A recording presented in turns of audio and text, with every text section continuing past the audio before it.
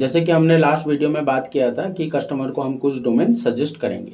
तो before domain suggesting हम जो है कुछ डोमेन्स के बारे में कुछ इन्फॉर्मेशन कलेक्ट कर लेते हैं। ठीक है, कि डोमेन जो है एक वेबसाइट का नेम होता है। जैसे कि हम अभी उठाए हैं साईनाथ टूर एंड ट्रैवल्स का प्रोजेक्ट, तो अब उनका डोमेन इस तरह का रहेगा Sainath tour and travels .co.in या फिर .in या फिर .com। इस तरह का .com जो है यूनिवर्सल है, मतलब ऑल ओवर वर्ल्ड वाइड चलता है।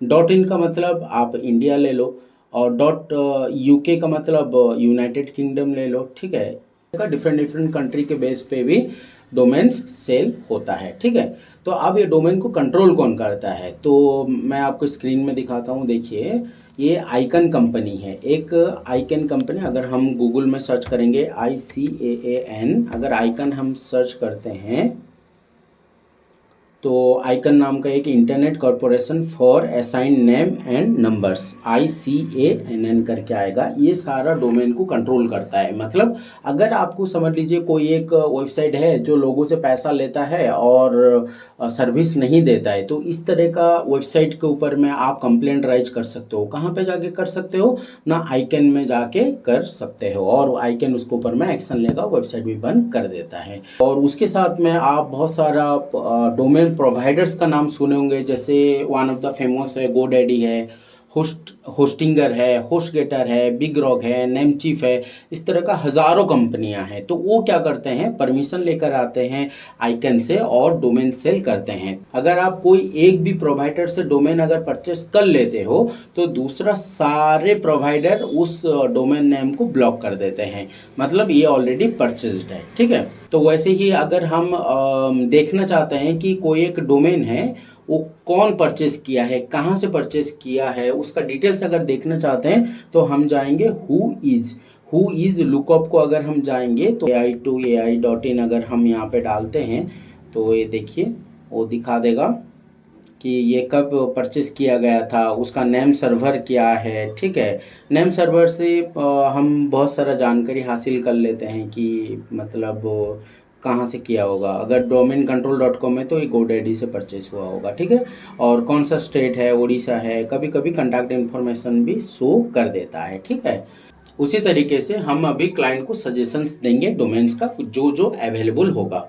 तो मैं ज़्यादातर बिग रॉक यूज करता हूँ, तो बिग रॉक का वेबसाइट को चलिए जाएंगे तो हम गूगल में सर्च करेंगे बिग रॉक। ठीक है, बिग रॉक जब जैसे ही सर्च करते हैं तो सबसे पहले bigrock.in आ जाएगा, हम उसमें एंटर कर लेंगे। तो जैसे ही हम बिग रॉक के वेबसाइट को आते हैं, यहाँ पे दिखा रहा है वो फाइंड योर परफेक्ट डोमेन। तो हम यहाँ पे डालेंगे sainathtourandtravel.com। ठीक है, जैसे ही डालेंगे यहाँ पे देखिए sainathtourandtravel.com आ रहा है। ₹1 दिखा रहा है पहला साल के लिए। ठीक है, और ऐसे ही यहाँ पे .net भी अवेलेबल है, .in भी अवेलेबल है। ठीक है, .co.in भी है। तो आई थिंक कस्टमर को ये sainath.com पसंद आ जाएगा या फिर .in पसंद आ जाएगा। तो यहाँ पे ₹1 दिखा रहा है। तो अगर हम इसको ऐड टू कार्ट करके आगे को जाएंगे तो इसका वैल्यू कितना चेंज होता है, ये भी चीज़ आगे हम आपको वीडियो में दिखाएंगे। तो हम पहले सजेशन के लिए 5-6 डोमेन ऐसे सर्च करके उठा लेते हैं बिग रॉक से।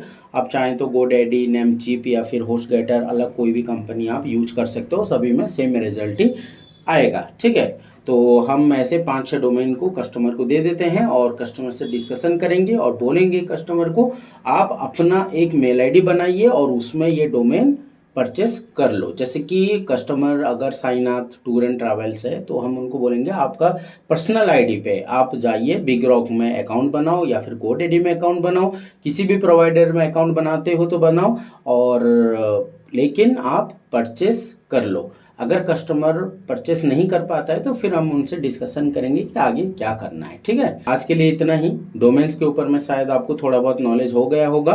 तो नेक्स्ट वीडियो में देखते हैं कस्टमर डोमेन परचेस करते हैं कि नहीं, और आगे का प्रोसीजर देखेंगे। ठीक है, हमसे जुड़े रहिए, लाइक एंड फॉलो करिए। Thank you.